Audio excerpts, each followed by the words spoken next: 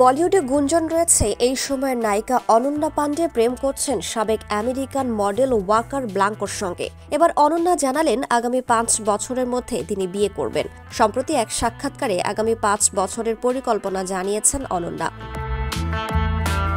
এই সময়ের মধ্যেই তিনি বিয়ে করবেন বলে জানান। আর এ নিয়ে সামাজিক মাধ্যমে সবাই নড়ে চড়ে বসেছে। কাকে বিয়ে করবেন অনন্যা, পাত্রই বা কে?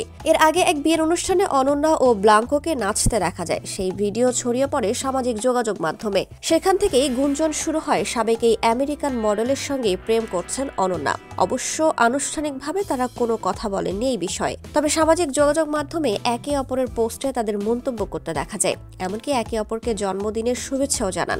এসবই তাদের প্রেমের গুঞ্জনকে আরো উস্কে দিয়েছে। ফোর্বস ইন্ডিয়াকে দেয়া এক সাক্ষাৎকারে অনন্যার কাছে জানতে চাওয়া হয় তার আগামী 5 বছরের পরিকল্পনা কি। জবাবে অভিনেত্রী বলেন, আশা করি আমি বিয়ে করে ফেলবো।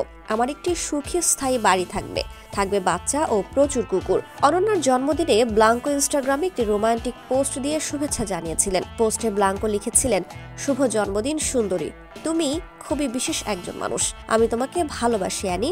এমনকি ওয়াকার অনন্যার জন্মদিনের অনুষ্ঠানে উপস্থিত ছিলেন।